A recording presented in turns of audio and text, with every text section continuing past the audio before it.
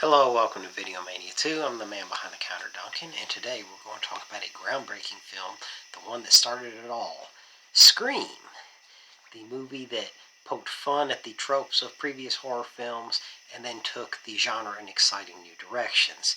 And there's been some supply issues, and I haven't been able to get a hold of the new 4K until now. And I finally had a chance to watch it last night, so I'll talk about the 4K itself and the movie.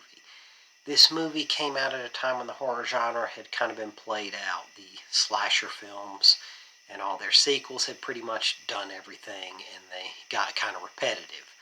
So this movie was directed by Wes Craven, who was a horror master, and it had a script by Kevin Williamson. It was hip and exciting and kind of self-aware. And you had a great cast. You had Drew Barrymore, Neve Campbell, David Arquette, Courtney Cox, Rose McGowan, and Skeet Ulrich and Matthew Lillard. Matthew Lillard was a lot of fun here. Now, the movie, takes place in a town called Woodsboro, which is a nice little town. And Sidney Prescott's mother was murdered a year earlier, and she has trauma from that. And then in the iconic opening scene, Drew Barrymore is killed, and first the killer toys with her on the phone before ultimately finishing her off, and that's the scene that really grabs the audience and brings them along for the ride.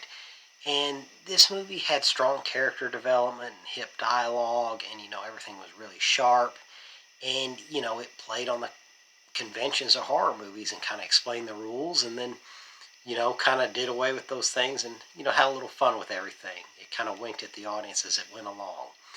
And there's a great whodunit element too. Like, there would be different scenes where you'd see somebody walk along and you'd see the black boots, and so you were thinking, is that the killer? And it did a good job of misdirection, so it all played out really well.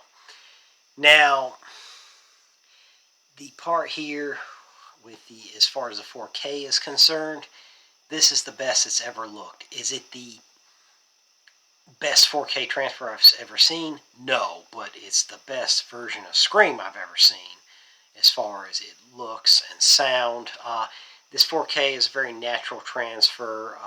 The Woodsboro setting, everything kind of pops a little bit more, but doesn't have that digital noise reduction where everything looks kind of waxy and too glossed over. Here's still very natural looking movie, so this is the best it's ever looked by far. The sound is great. You can hear when the Ghostface killer wipes blood off the knife.